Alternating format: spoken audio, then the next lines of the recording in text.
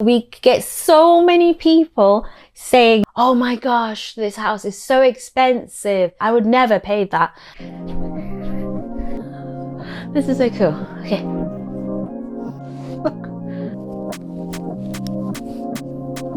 Okay, so a couple of weeks ago, we posted in our community tab on YouTube asking you guys to submit questions so that we can do our first ever Q&A, and here it is. No massive intro, no delay. We're going to get straight to the questions that you've been wanting to know, and anything that you thought, oh, that's a bit strange. Let's get a bit of clarity on that. So here it is. I'm going to go straight into it with our first question. So I've got my trusty phone here and the iPad of all iPads with the questions. And question one, Haroon Rashid says, hi, hope you're doing great. I love your videos on property vlogs. I would like to ask you, how much is the average cost of 3-bedroom house in different cities / towns in the UK? And can you please suggest 10 best places in the UK to raise a family? Wow, okay, so that's kind of like two questions. The first bit of this question says, how much is the average cost of 3-bedroom houses in different cities in the UK? Central UK, Birmingham is about £229,000. So Chelmsford, which is like Essex, southeast is 396, so that's gone up. Grimsby, northeast is £139,000. Manchester, kind of to the west, is £244,000. Norwich, £273,000. Croydon, south of London, is £384,000. Cardiff in Wales is £280,000, and Oxford, which is not far from, it's basically southeast of Birmingham, is £569,000. Devon, by the coast, is £329,000. So I've obviously given you a lot of different prices there, but you can see they vary quite greatly, with the north being kind of more, tends to be lower than south. So you said suggest 10 best places in the UK to raise a family. Now this one's a bit tough. I feel like that's more something for Google, and it's definitely up to you what your opinion on that is. However, I think that if you're looking for best places to raise a family, you're going to be looking for like parks, museums and those type of activities, and they have to be affordable. You know, when you've got a family, you obviously have multiple people in a house, children included, and you'd want somewhere where it's quite affordable. And if you're looking for affordability, go up north. Question two is, this is by Svati Singh. How good do you find UK builders on the whole? The reason I ask is that here in Australia, many new builds have major problems / defects, leaving homeowners with hundreds of thousands in debt and no chance to recoup their money. Ooh. I bought an apartment in Greater London, and I must say it has been a very good experience and I'm super happy. I believe in British builders, but wanted to hear your thoughts on things like snagging and problems after the sale is done. In terms of like my work as an architect in the UK, we have rigorous building standards. There's a series of standards called the British standards. There's thousands of them, and they deal with everything from how you pour your concrete, how the structure of the building is supported, and you can't construct something and get it approved and signed off by a mortgage lender without kind of checking those boxes and having an independent body called the Building Control Authority coming to kind of verify and signing it off. And I would say that London is the oldest, like most historic and most, well, it is basically the capital city, isn't it? So the idea is that London has been tried and tested over thousands of years, and the architecture there is over hundreds and hundreds of years old. So you can imagine through wars, pandemics, crises, different things happening in London, you know, let's say the Great Fire of London, lots of London burnt down. And the architecture that stood the test of time is the stuff that was made of good quality. So it is distorted because a lot of people would say, oh, well, that means that just generally London's great quality. It is, but that's because what's there now has stood the test of time. So it was superior. All the other shacks and the timber structures, I don't have anything against timber, but you get what I'm saying. All the other stuff that was made not out of great quality material is burnt down. It's fallen apart. It's collapsed. It's not there anymore. So that's why I think older cities command a greater price, because you know that the building that you get in has kind of stood the test of time. Next question is by JTC Design Studio. It says, what would be an ideal household income to buy a 4-bedroom semi-detached or detached house somewhere in the Yorkshire area? Because it seems really hard to secure the down payment with everything going up in price. It seems harder and harder for the working class to be able to afford their own home now. So I googled this. So in the Yorkshire area, it does fluctuate, but you're going to be expected to pay around 200,000 to 300,000 for a detached 4-bedroom house in the Yorkshire. However, there were exceptions as far as a 4-bedroom detached house being I found one for £2.5 million. Now that did come with 70 acres of farmland. So if you like farming, you want to take ownership of a whole farm, then that's great. And that obviously justifies the price. But then there was also a really, really, really affordable one for the lowest I found was £60,000. And so it does fluctuate a lot, but let's go bang in the middle, 250, 300k. To afford that, you would need to do like your rough estimate being like 4.5 times your income, which is the standard practice. And so you would need to earn £55,500 per year income. So you'd need about 10% down payment. So you need about £25,000. If you're doing 5%, if those even exist, those mortgages, the help to buy, that's £12,500. And yeah, just bear that in mind. Those are the prices, looking for that kind of area. And obviously it can be combined incomes as well, not just one person. Disio Barrow, hi from Trinidad and Tobago. Hello. You say, what university did you attend and degrees did you pursue? Right, so to become an architect, you kind of need to go through a lot of degrees. It takes most people about 10 years to do, and it took me 10 years to do it. So that's like 7 years in university and 3 years working outside of university. But then to make it extra complicated, that's split into 3 parts. The first part I did in Nottingham. So I did my undergraduate in Nottingham. That was 3 years. And then I worked a bit, and then I went and did my master's in Birmingham. That's 2 years. And then I worked again, and then I did my final degree, my postgraduate degree, for 1 year, and that was in Nottingham again. And yeah, that's it. This question is by Kennedy Bosaya.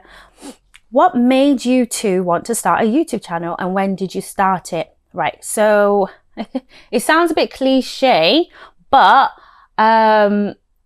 you know, when you watch YouTube, obviously you're looking for a channel that's entertaining, but you're also looking for something that can resonate with you. And I felt like, you know, there's enough space for everyone really on the platform, because it is the you in YouTube is you know, you and me.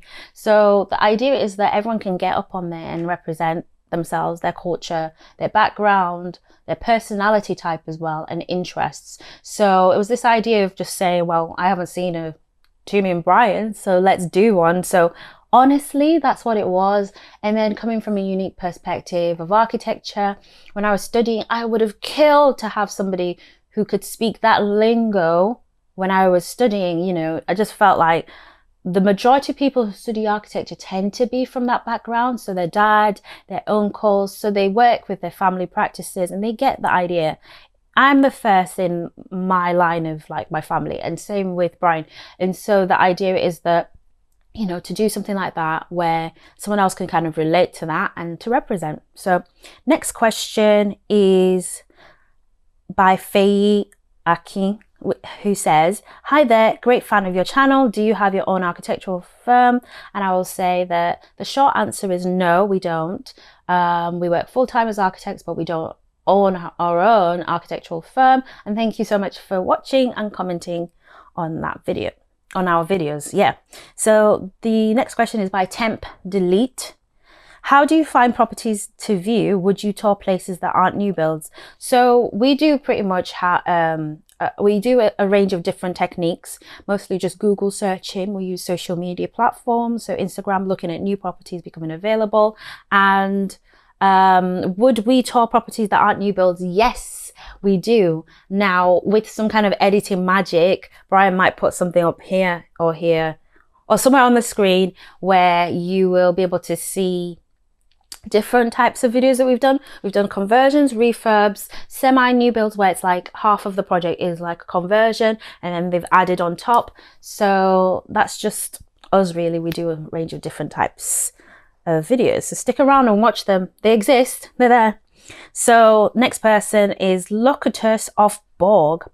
What do you think about the trend of living spaces becoming smaller, such as studio apartments, and the rise of tiny homes? Do you think this is sustainable? Now, okay, I want to say that I get what you mean, because you're probably talking about, you know, when you go on YouTube and you find people saying, oh, mortgages are so expensive. So they're saying, why not buy a tiny home? And it seems to be this thing that's like a new concept, you know, like people are building tiny homes because they're more affordable. However, I want to throw a spanner in the works to that train of thought. I don't think this is new at all. I think homes are actually a lot bigger now than they were. And there's a few statistics to prove this. In the UK, in which we are based, you know, if you look back at Victorian houses, they're quite small. Corridors are really narrow. Stairs are really steep. Yes, the ceiling heights are really tall. However, the spaces are smaller. We have homes that are actually generally getting bigger and bigger and bigger. And I'm sure if you watch all the people who do property tours all around YouTube, you'll see that, you know, that is the general trend, is that people are buying bigger and bigger homes in general, not just luxury properties, even though it doesn't feel that way. But yeah, so how do I feel about this kind of what it looks like a trend? I think we're just reverting back to people being more sensible and realizing, you know what, I don't need a formal dining room if I never use it, but I'm paying for it in a mortgage.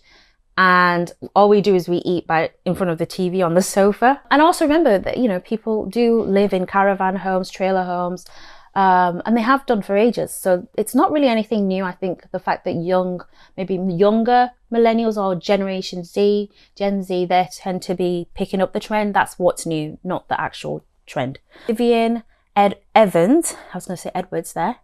Hi guys, absolutely love your channel. Thank you. You say, my question is, how realistic is it to want to build your own architect designed home in today's economy? Just something modest, maybe 3 bedrooms and detached. And my simple and very biased opinion is that it's very realistic. You can go to any designer, architect or builder and say, this is my budget, and I want to know what I can do with that and maximize it. The first hurdle you're going to actually have is not the home, it's actually purchasing the land. And not necessarily that land isn't affordable, but good land is very difficult to find. Everyone is fully clued up on this kind of development train. Everyone knows how to get on the property ladder. So there are very few pockets of like where people haven't where the stone hasn't been turned. You know, there's very few areas where you can be like, this is a guaranteed win. There's no cons. It's all pros. It's not hard to raise the money nowadays. There's various ways of borrowing.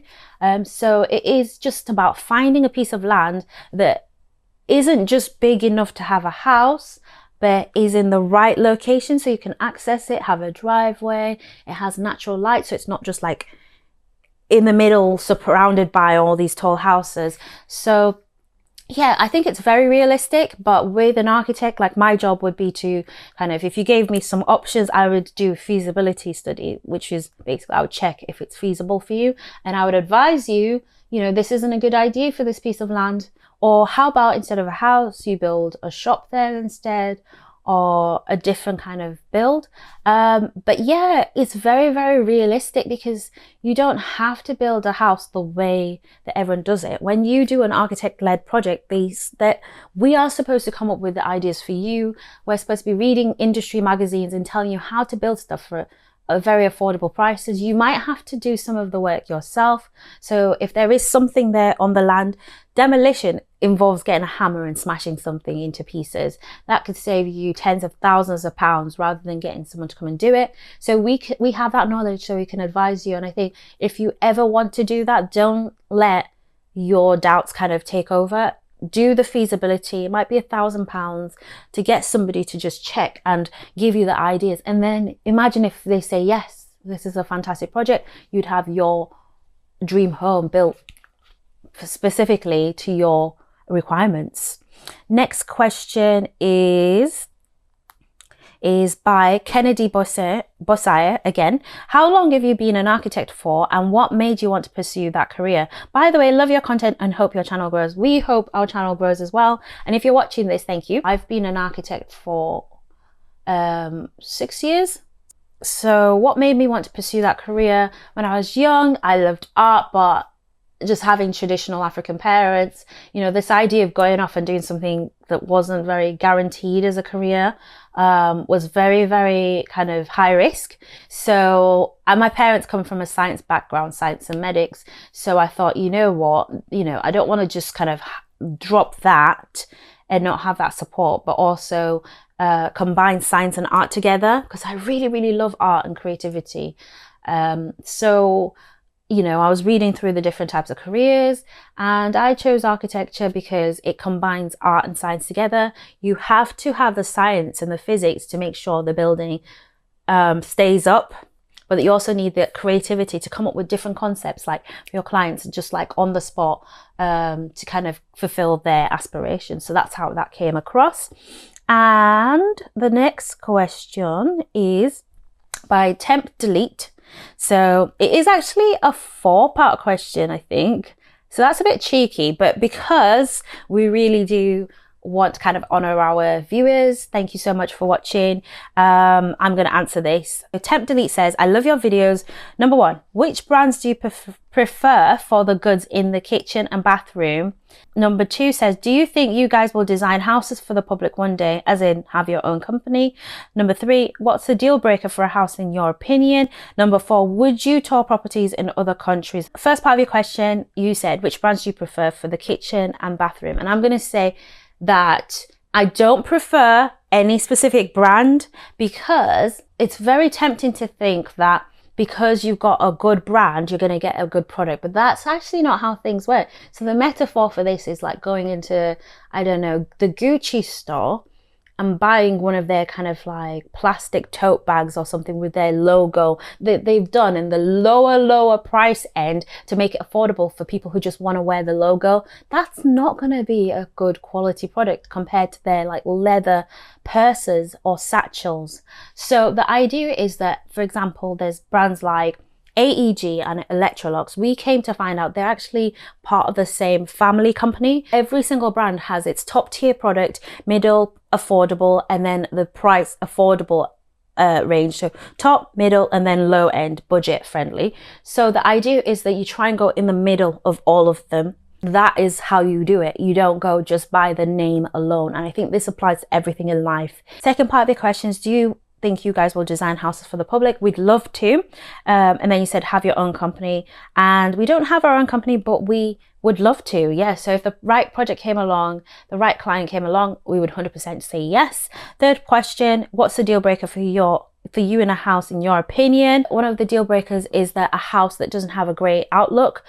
And then you said, would you tour properties in other countries? And I'm saying coming soon, property vlogs 2023, 24, 25. It's completely up to you. If you have a property you want us to tour in another country, definitely send us an email. But yes is the answer. Yes, yes, and more yes. Mockingbird says, out of all the new builds you've toured, which style house has been your favorite and which style that was your least favorite? P.S. I love your channel. Well, thank you so much. So my most favorite house has actually been, it's the Spitfire one called the Thompson. I just like everything in terms of the actual color palette of that house. And my least favorite, it's really difficult to say my least favorite, but I think there was a house tour that the video title alone should just give you everything you need to know about that. But yeah, it was just, it's not so much the house builder was the issue, it was just that house type was kind of lackluster in the way they'd done it on that site. So maybe in a different site, I know that house builders change materials, brickwork, whatnot, but in that particular site, it just seemed very kind of like an afterthought. Kennedy Bossier, and it says, how old are you both And are you two siblings? So we're both in our mid-30s. We're related, but we're not siblings. We're actually married. So that answers that question. I found that quite funny. 5 foot and a good heart. So you say, what's your best new build developer? Number 2, which developer offers more for less? Number 3, which feature can you not compromise on? And new builds or old builds? Best new build developer. Ooh, so many. I'm gonna have to name. Spitfire's one of my favorites. Blur Homes. I think we love. There's a new entry called Fairview Homes. They're based, I think, in Essex, and we saw one of their houses, and I just love the fact that they had solar panels were included in the price. They had an air source heat pump included in the price. So all of these forward-thinking, energy responsive ideas were like built into the home already to make your energy prices lower and to be environmentally conscious. And I don't think that's a very common thing to find in a house builder. And which developer offers more for less? I think that is actually a bit of a cheeky question. Reason why I say that is because I don't think in life this kind of like more for less exists. I think it's like you perceive it to be that way, but the truth is that everyone makes pros and cons, and it depends on you and what your priorities are that make you appreciate that pro or a con. For example, we get so many people saying that, oh my gosh, this house is so expensive. 1 million bajillion pounds for a 0-bed flat. I would never pay that. But for that person, the perceived value is that that company is offering less but charging more. But for someone else, they might think, you know what? Ever since I was a kid, I wanted to live in that house, or I drove past and this famous author did something, or my favorite celebrity lived or liked something, or there's some kind of story there that makes that person feel as though that house is worth more to them. So for them, you know, they might be like, this is an absolute steal. Of course I'd pay £1 million for that, because it helps me to tick the boxes that I find really important. So to answer your question, there isn't a house builder that offers more for less. It's just not possible. They would never ever do that. At the end of the day, they play with the price in order to maximize their profits, but they don't want to there's a certain line, like a baseline, they don't want to go below, and that baseline changes depending on which house builder it is. Some house builders will come really close to it and some will be far. That baseline signifies their own levels of quality and what they're not willing to compromise for their brand. So sorry guys, there's no magic unicorn house builder that's kind of building mansions on the cheap. It's just not possible. And if you ever find one, just be wary, because there's usually a catch. The third part of the question, which feature can you not compromise on? A feature in the home that I can't compromise on is an open plan kitchen. Now this one's a bit controversial. I know some people really hate the idea of like cooking and having the smells, which is why I think if you did ever get an architect, they would probably advise you to have like a utility / second kitchen. I know it sounds so bougie, but it is a thing now that people have a kitchen where they cook really kind of like fragrance foods. So the next question that you asked was new builds or old builds. Now I had a conversation with Brian about this one. He goes with old builds actually, because of obviously character, and you know that the house has stood the test of time. And I went with new builds for the fact that you can customize them however you want. They do have a bad rep, but just remember, new builds covers everything that's new. So just because there are kind of people out there building low quality things doesn't mean that every new build is low quality. There are some fantastic new builds out there. You just have to have the budget for it, or be in the right location, or just search really hard. Or do it yourself, get an architect to do it. So that was it. Those are all the questions that we got. Yes, we have been receiving more questions since then, but we will make sure to try and do another Q&A in the future. So stay tuned, and we'll try and give you another opportunity to submit new questions for that. But I want to close this off by saying thank you so much to everyone who's watched our channel. Don't click off the video just yet. There's still a little bit more juice left. I want to thank Pax und Peace. You always leave really cool comments. Cat777, that is your username, and grateful for the comments. Christine Sharp, Beep Beep, I'm a Jeep. And I love these names, by the way, they crack me up sometimes. Beep Beep, I'm a Jeep. Elizabeth O.A. Folly Shodeke, please forgive me if I'm not pronouncing it right, and Ian Blair and Denise Reed. So thank you so much, guys, for the questions. And yeah, if you made it this far, thank you so much. Of course, I'm gonna put some videos up because we want to keep you entertained, so they will pop up either over there in our green background or down here by the cushions. Thank you again for watching. Hi and welcome to, oh, there's no welcome.